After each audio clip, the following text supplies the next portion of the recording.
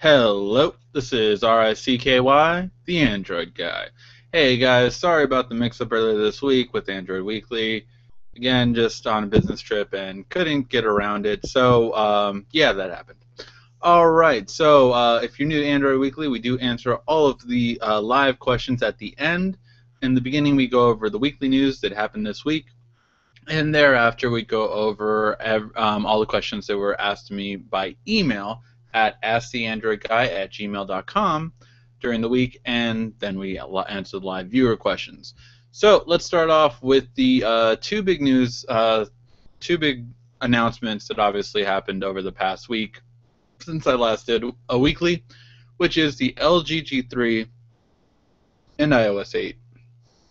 So for the LG G3, let me go on that one first. The LG G3, I think, is a really, really interesting phone. My question is more, will it sell? That's my big concern with the LG is, will it sell?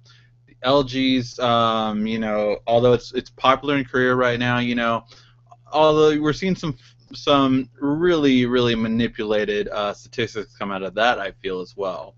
LG is, claiming that, oh, we sold 5 times or 3 times the amount of the S5 did in its launch. It was banned in Korea. Korea carriers could not sell phones during the S5's launch, which, as you know, is, since it's S5's hometown, you can be expected that definitely hurt its sales during the first week. So that's for one, and I'm really just curious, will it sell? That's going to depend on LG's branding, on their marketing, because again, it's a good phone. Is it really better in comparison to the S5? Back and forth.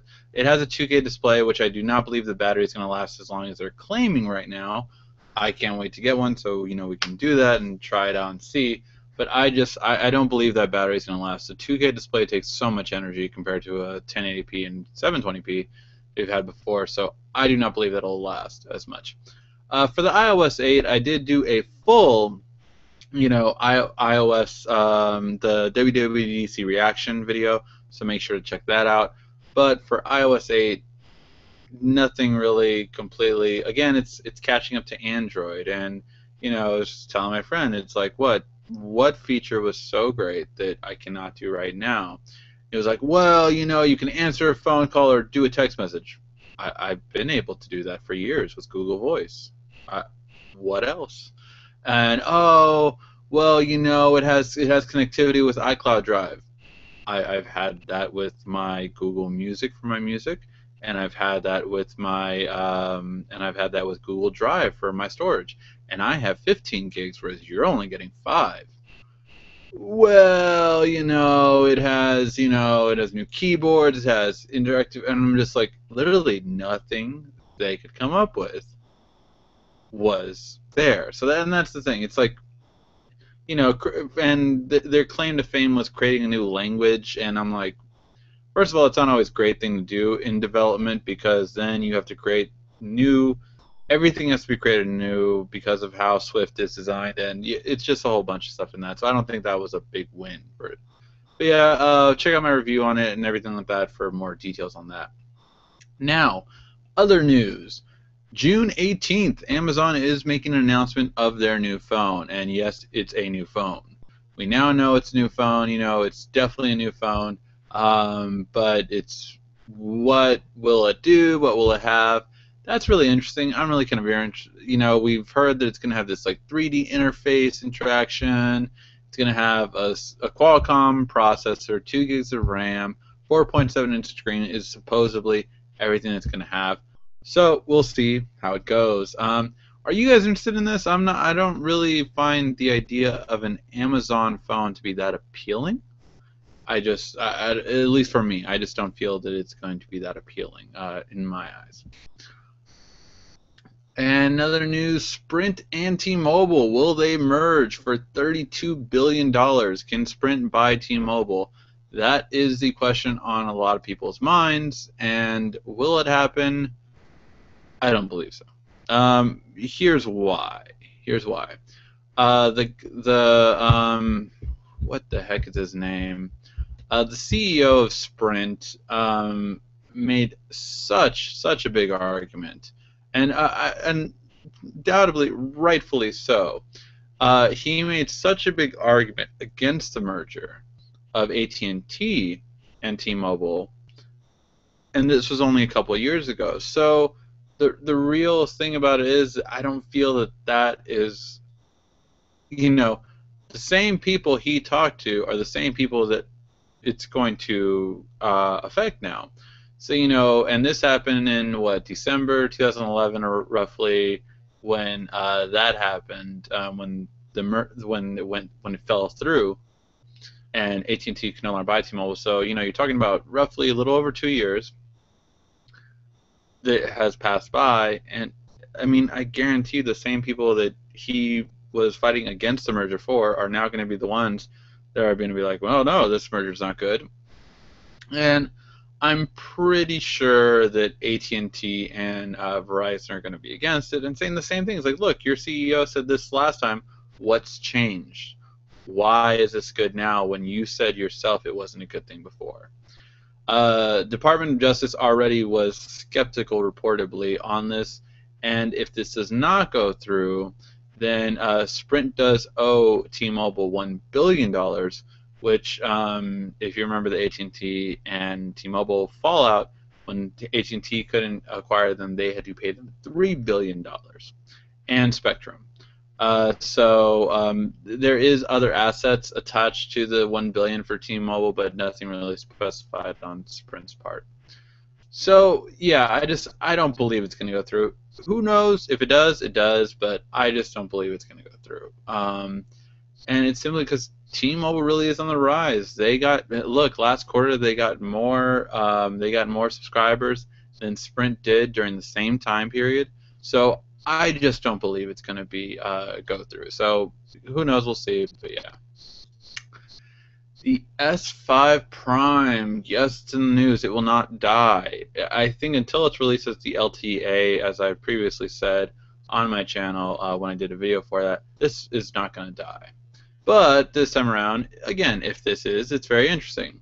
We see it in hitting the FCC, which usually devices that hit the FCC are made for the US. So that would disprove my theory, because I did not feel that this was going to hit the FCC. However, it has hit the FCC, at least a different model. Now, we don't know what this model can be. So, and it's nothing really given away in the body or the hotspot or anything like that. And the alleged S5 Prime that we've seen before is right here again. This is what it's supposed to look like. And the big thing is the alleged backing is metal. So, is this the S5 Prime? I don't think so. At least I don't believe so. If it is, then, I mean, great. I'm very skeptical at this point. I think we would have seen it by now, or at least heard about it by now. Who knows? Samsung has an announcement on the 12th. So I'm assuming if this comes out, it'll come out with the tablets. Who knows? Because I just don't see why they would release it. Why would they have another conference later on for the S5 Prime? Again, if it's coming to the US, I believe it's going to be called the S5 LTA, and it will be released overseas. That is what I believe for a while now. And also in further Samsung news, they are partnering up with Barnes & Noble to create a new Nook tablet line. So Barnes & Noble has been doing the Nooks for a while, almost right after the time with as soon as Amazon started Kindles. And they've been toe-to-toe, but, Barnes & Noble fell off. And don't get me wrong, I feel that Barnes & Noble, at one point, I would say with their second generation, had a better product than the Kindle even. But they didn't have the kind of backing and the money to burn that Amazon did. And therefore, the Nook kept falling and falling. Because the Nook, you could root more, you could do a lot of these techie things more than you could with the original. So that's my thing, that I don't know about it.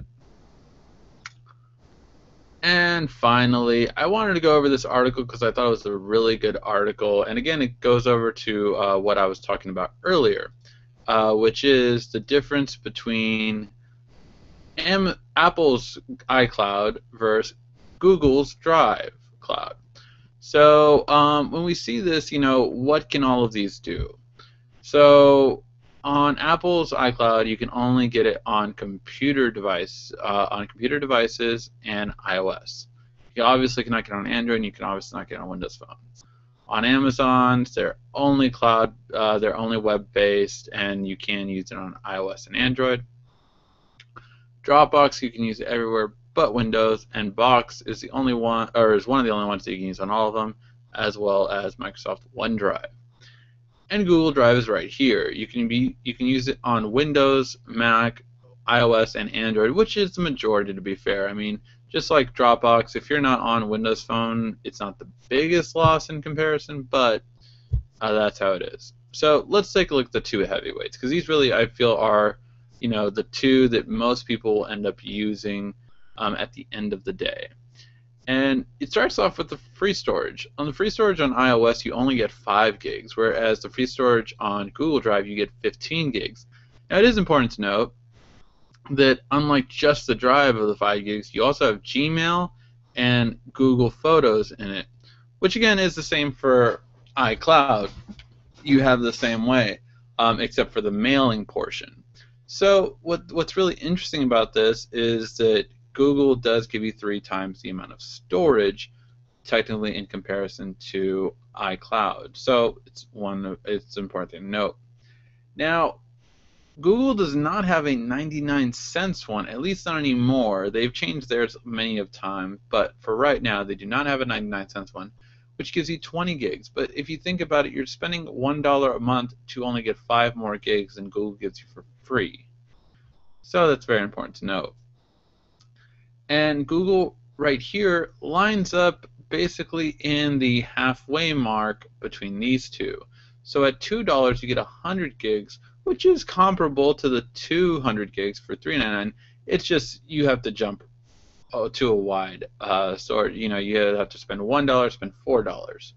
I like the fact of spending $2. It just seems more appealing to me, but I digress. For 1 terabyte, the Apple's price has not been determined. My guess is it'll be $14.99, just because of how their price brackets are laid out. It just seems logical to be that. But I would bet it would be $14.99. I think $20 is a little too expensive, but Apple is going to make it more costly. Google's is $10 a month for 1 terabyte, so you can go with that way for $120 a year. Spend it like that. In terms of everyone else, well, how does everyone else do it? Well, as we can see here, Apple's is going to be cheaper, for the 200 gigs for $4 a month in comparison. Of course, if you pay annually, you do get a little bit of a price cut, but as you can see, everyone else is generally more expensive, or just not as appealing, really, and that's the main thing. They're just not as appealing. So these are all the different storages, but I really assume that most people are going to start using these two, or have already begun to use Google Drive and will use iCloud Drive. It's just the fan base for Google and Apple are getting only higher, so it seems to be that way. All right, guys. Now we will go to the emailed questions that were emailed to me during the week, and I have 5 of them. And then after that, we will be going to the viewer questions that you guys are posting down there. So far, I see 2 people have commented so far. And if you, again, have any questions, feel free to ask them. All right.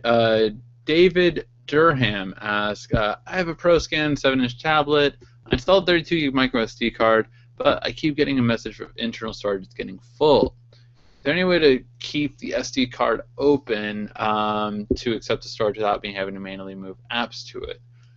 No, unfortunately. This is one thing that I wish would be available, but you have to understand Androids have a very fickle history with the SD card in general. And what I mean by that is on Android 4. If you had an Android 4.1, you cannot put apps on an SD card. And started with 4.0. 4.0 to 4.1.2, I believe, you cannot put apps on an SD card. When they released 4.2, they brought that back because consumers want an SD card to put storage in. That's one of the things that we love about Android. So, Google tried to get customers to go away from it. It didn't work. It didn't take. So that's why. Maybe now that Google's accepted this with 4.3, 4.4, maybe on 4.5 when we get a new OS, which it could be as new as soon as June, July. Really, Google's announcement in Google's I/O, their big conference, happens at the end of this month on the 22nd through 24th. I want to say, I believe so. So yeah, so you do have to manually do it, and that's just it's one thing that you have to do, and the internal storage is getting full quickly because generally on the ProScan devices you only get like 8 gigs, I believe, so it's filling up. It's just filling up too quick. That's why I am always a big believer in getting a minimum of tablets that have 16 gigs minimum, and if that's filling up, then you need a 32 gig. I cannot have a phone without 32 gigs built-in storage, and that's because I download things on the fly all the time. I'm downloading apps to try for you guys and see, okay, which one's good, and I'll forget about them. I'll forget they're even on there. Like, oh shit, I'd never use this, or oh, I forgot I need to use this, and so all those kind of things happen. So yeah, that's what that's unfortunately the route you have to go with the micro SD card. Is you do have there is no way around that, at least not yet. Adrian Slater asks, I got a Tab 3. I want to transfer things through Wi-Fi Direct. The question I don't know about it is the internet? Do I need internet connection to transfer it? The Tab doesn't have a SIM card option, and it's only Wi-Fi. Therefore, they're on for my Android. Try to transfer after pairing the devices. The transfer is not sending. Help me out, pal. Adrian, here's the thing. I do have a video on how to transfer photos or videos or anything like that via Wi-Fi Direct on my channel, so definitely check that out for step-by-step. But you need to make sure it's not alone that the device that you're pairing it to with the Tab 3 has Wi-Fi Direct, but can it transfer files through Wi-Fi Direct? Not all devices can, so that's a really confusing. I don't know why devices have Wi-Fi Direct if they can't transfer through them. It seems silly to me, but they had it. So I mean, the other reason why is to like print. So if I needed to print to my printer, I could Wi-Fi Direct print without a Wi-Fi location, and that's another reason why. But there's far and few between reasons why you need Wi-Fi Direct unless it's to transfer files. So for that reason, you need to make sure that your other device can transfer files. So check out again my step-by-step instruction video for that. But at the end of the day, it needs to be usually like Samsung devices. I believe LG and HTC can do it now. Nexus devices, last time I checked, still could not. But yeah, it needs to be a device that can transfer files through Wi-Fi Direct. But yeah, I believe LG can. I haven't tried it yet on my HTC One M8. But yeah, so those are the different things you need to know for Wi-Fi Direct. All right, Kathy Myers asks, I have an Android tablet PC. I can't change the time on my device. Showing military time. One day off. I've tried everything, not working. So, Kathy, obviously, we're going to go into, with your device, you're going to go into the settings, and you're going to go and scroll all the way down till you get to date and time. So you're going to get to date and time, right? And once you get to date and time, you're going to turn off automatic date and time because for some reason, maybe it might not be working properly for you. You also want to make sure that in settings, in date and time, you don't have use 24-hour format highlighted. And the reason is maybe for some reason your internet provider or who you're getting internet from isn't providing the right time or your phone can't receive the right time from it. So take off the automatics and then try to put it in manually, because if you put it in manually, then it's manual, so that's just it. So there you go. So yeah, that's what I recommend for that portion of it. All right, EB or sorry, Eric asked, just came across your YouTube video. It came from the S3 to the S5. I have an app drawer. It used to be in alphabetical order where I could like swipe it on the right side, like how I do with all my contacts. But I can't find it on the S5. Did it lose it? Is there a way for me to get it back? It did lose it, so you cannot do it. What he was referring to is on the S5, you could typically, or sorry, on the S3, when you hit menu on the side, you could change view as, and it used to be custom alphabetical order or alphabetical list. And alphabetical list is when you were able to do exactly what you're asking about. So by default, they did get rid of that, unfortunately, for people that did like it.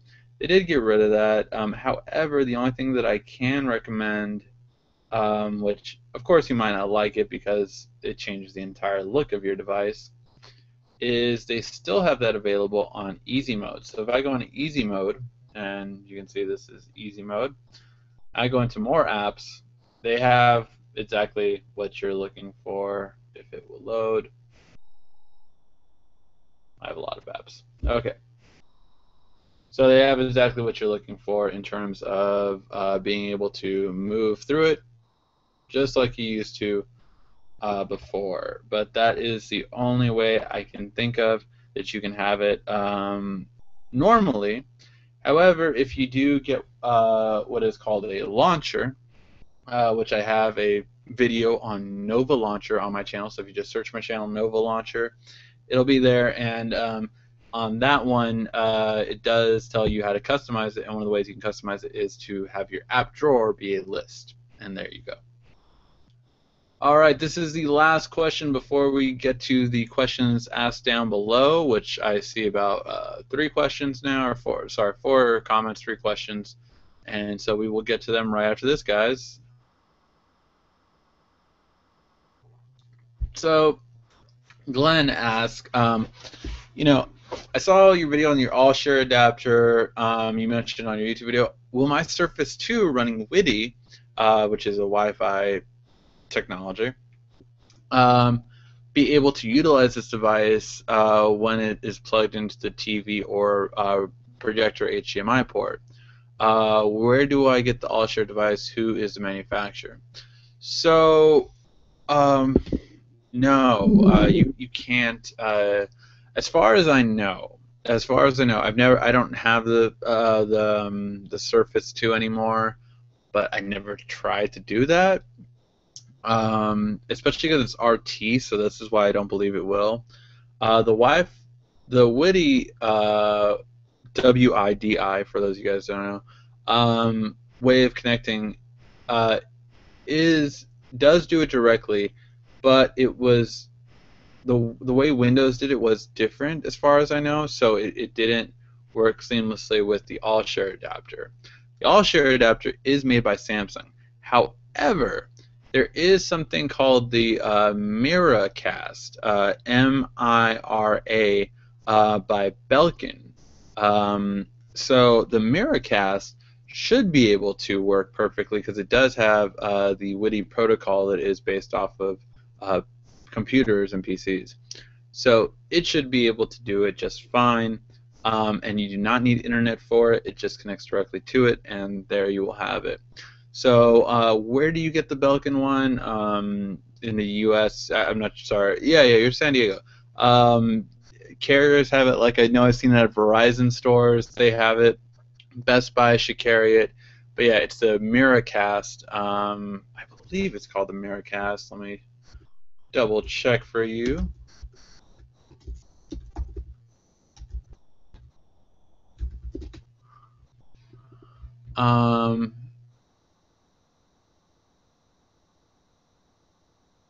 Yeah, I think it's called the Miracast.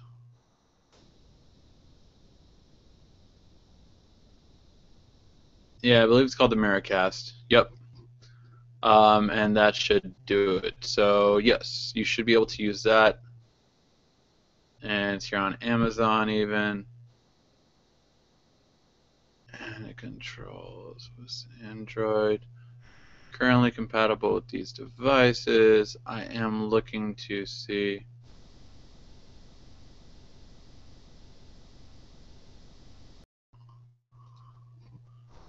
Because I know that I'm pretty sure this one was a lot better rated than the other one that they have. Yeah, so this is, so let me show you. So this is what the Miracast looks like. This is on Amazon, and it can connect through WiFi devices for it, so it's no problem with that. And this is it. This is what it looks like, and this is how you can use it. So yeah. All right. Hopefully that answers your question, and it should fix your problem. All right. Let's go into the questions down below and see who has what. So, hey, Evil Hill, what's up? Sorry, you almost missed me. Sorry for all the confusion. The Tizen update is available for my Galaxy Gear. Is it worth it to switch over, or should I keep the Android OS? I switched my brothers over. So I gave my brother my old Gear. I, of course, have the Gear 2. So I switched his over. In terms of apps, I do see obviously a little bit less right now in comparison, just because you're kind of starting all over again. The thing is, I don't see that people that are developing for the Gear 2 should have that much of a trouble switching to Gear 1. So it still already had like new clock faces. It still had some of the apps that were there before, and some of the apps that I've only seen on Gear 2. Is it worth it? I think it's more worth it for your battery to be upgraded. It depends. If you use a lot of the apps, so if you use a lot of the apps, then no, it's not worth it to upgrade to the Tizen right now. However, if you don't use the apps, then yes, it is, because it gets your battery life longer, which I like a lot, and I feel that it does a really good job of having the built-in MP3 player for that usage, and it seems to run smoother. I like also on my Gear 2 how I can have 4 apps instead of just 1 app per screen. That was really annoying, and now I have that option on the Gear 2 or the Gear 1 after the update. Have you heard of the Oppo Find 7? Also, if you have, or sorry, Meterith? M. Gordon. Sorry, I don't know how to pronounce your first name. Also, if you have, what do you think about it compared to other flagship smartphones? Yes, I've heard of the Oppo Find 7. Of course I have. The thing is, I don't think of it a lot, mainly because I'm based out of the U.S. and Oppo isn't big here, plain and simple. And because it's not big here, I think it's a great device. I would love to see it. I think everything is good about it, with the exception of I haven't heard the best thing about the camera. But even though it's 13 megapixels, but megapixel doesn't mean everything. What processor did they use for the image, or everything else is so much more makes a difference. So for that reason, that I wish they were global, or in the U.S. as well. It's gonna take them a while to get to it. Oppo is the same company behind the one that I want right now, the OnePlus One, same company behind that one, and we don't have it in the U.S. Neither one. So, Wayne asks again, since I'd updated to KitKat when I open S-Voice on my Note 3 from the lock screen, it opens, but the speech is muted. How can I open for the speech to be with the speech activated? That should be a setting within the. So I have KitKat on my Note.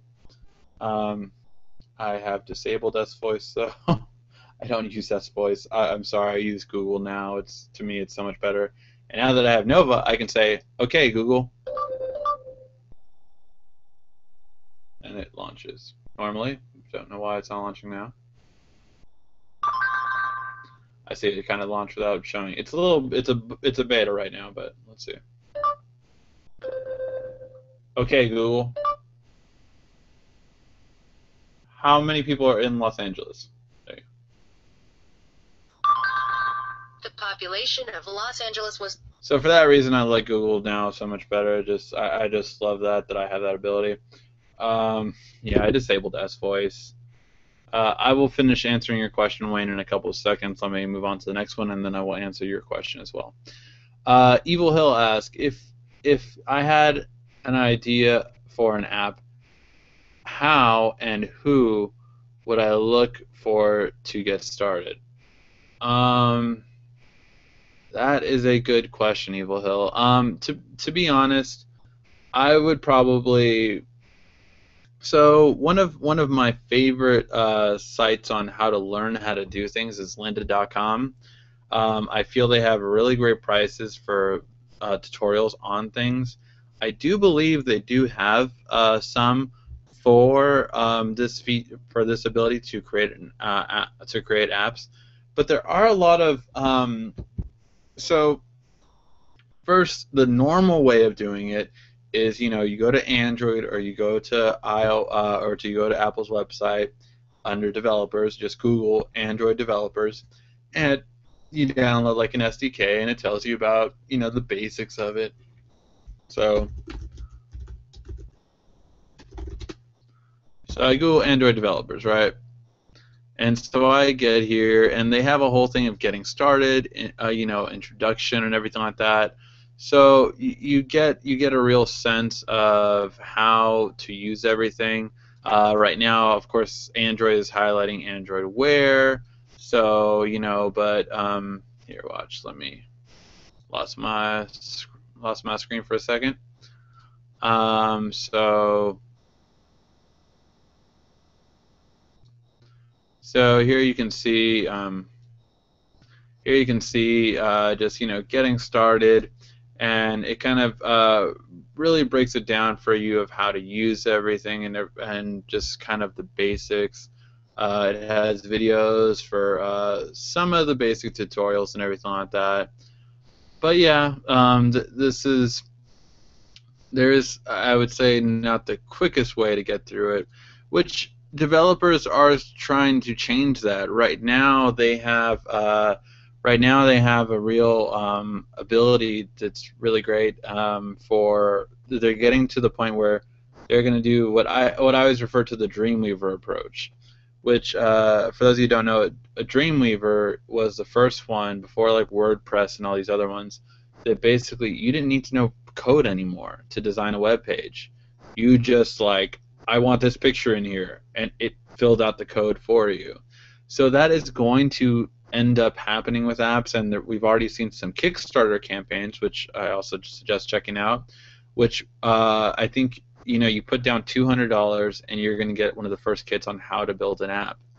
And so that's kind of the way to go. You can always sell your idea too, but obviously you're getting less in terms of what you would have gotten otherwise. So those are the different ways. All right. Now that I have S Voice back, let's go back to Wayne's question. And so, yeah, Wayne, it should be right here at the bottom to activate the voice command on it. And make sure right here, of course, is correct wake up command and voice wake up, and in the voice wake up, yeah, just make sure that. But yeah, that should be it, and that's everything. All right, with the 4.4.2 update, I move some apps to the SD card. I can try to open it. I get a message saying app is not installed, and Play Store opens. Is there a fix without rooting like an app? So what it sounds like that happened when you updated to 4.4.2, essentially something went wrong, and part of that app got messed up. I'm not sure if that's all of your apps, because if it's all of your apps, that would really suck, but part of it essentially got messed up, and for that reason it's telling you, you know what you need to do? You need to download the app again, and that's what it's telling you to do. Now, if you have like a game save or something like that you need to back up first, use Helium Backup, or well, it was called Helium Backup, but now I don't know if they changed it yet again. No, yeah, it's Helium Backup. So yeah, use Helium Backup if you need to. This one right here, and it'll back up your data of that app. So if a save game is salvageable, you can save your data with that. All right, Meredith Gordon asks again, what is your favorite Android phone? So it comes down to between three right now. The HTC One, the Note 3, and the S5. Out of the three, the S5. But this is why. My biggest thing is camera. That's one of my biggest things. My biggest thing is camera and battery life. So battery life, I would say the Note 3 and the S5 have been a little bit longer than the HTC One. The HTC One has my beautiful front speakers, which I love. I love so much. But besides that, I don't like how slick it is. I really don't like I can, on my Note 3, I don't have a case on it. I can't do that with the HTC One. It's just too slippery. I need a case for it. And with the S5, I mean, the camera is just unmatched. It really is. Compared to the Note 3 to the HTC One, it just can't match it. We'll see when the LG G3 comes out how it does against it, but that camera is just really good, really good. So, and that's one of my biggest things for it. So yeah, we'll see when the LG G3 comes out how it does. But that would be my favorite one. Now, that's not to say that it's the best bang for your buck. Believe you me, that the Moto G I would still say is the best for the cheapest amount. Then you have the Nexus. Then you have the OnePlus One, which is amazing, but they're not giving it to anyone, even though finally supposedly the invites are finally going out. I want my invite, but we'll see. So yeah, so those are some of my favorite Android devices out right now. I will tell you one thing though: if there's one phone that I am waiting for, it is the Note 4. I want to see what they're gonna do. I mean, the Note series to me is the better one. So if they kill it with the Note 4. That's going to be a hard one to. No matter what phone I'm using at the time, I cannot see myself not moving over to the Note 4 when it comes out. No matter what phone I'm using at the time, I will be going to the Note 4. Just because, I mean, it's the Note 4. How can you not go to it? But yeah, so those are my favorite devices. All right, let me do one more refresh to see if there's any other questions. If not, we will call this a show. Went a little bit over for you guys this time. Try to go almost an hour, just because again, sorry for the delay. All right, so it does look like that's it, guys. So that will be all for today. Thank you for watching, and we will be back on Sunday. I am going to have some teeth pulled out, so I do apologize ahead of time if I do not sound good on Sunday. And yes, owie, that might hurt a little. All right, guys, thank you for watching. As always, this has been RICKY, the Android Guy.